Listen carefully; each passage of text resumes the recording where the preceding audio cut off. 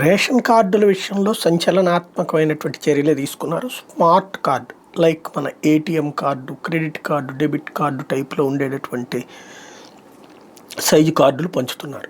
1,46,00,000 పంచుతాం. దానికోసం 8 కోట్ల రూపాయలు కేటాయించినట్టు ప్రకటించారు. డిస్ట్రిబ్యూషన్ కూడా ప్రారంభమైంది. అయితే అందరికీ ఇస్తారా? ఈ సందేహమే ఇక్కడ వెంటాడుతుంది. ఎందుకంటే కుక్కని చంపాలన్నప్పుడు పిచ్చి కుక్క అని ముద్ర వేయాలన్నట్టు, పెన్షన్లు ఎత్తేయాలన్నప్పుడు బోగస్ అన్నటువంటిది 40% అలా వైకల్యం ఉంటేనే దాని కిందన వర్తిస్తుంది అని చెప్పేసి 40% మంది ఇప్పుడు నిజమైనటువంటి వాళ్ళల్లో అందులో 1% ఏమైనా తేడా ఉంటే తీసేయచ్చు.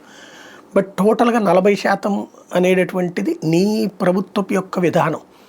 కానీ 5% అంగవైకల్యం ఉన్నా సరే అంగీకరించరు. వాళ్ళకి ఉద్యోగాలు ఇవ్వడానికి, వ్యాపారాల్లోకి అవకాశాలు ఇవ్వడానికి, లేకపోతే గుమస్తాగిరి పని చేయించుకోవడానికి.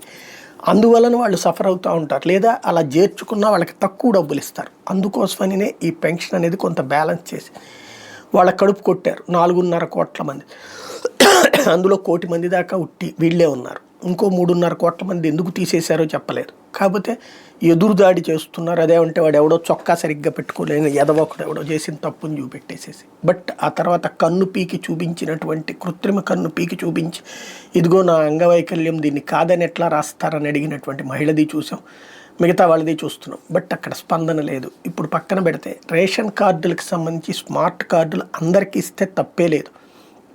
అలా కాకుండా తగ్గిస్తారా? 1,46,00,000 ఫైనల్గా అందరికి ఇచ్చాక ఎన్ని ఇచ్చారు అన్నదాన్ని బట్టి చూడాల్సి ఉంటుంది.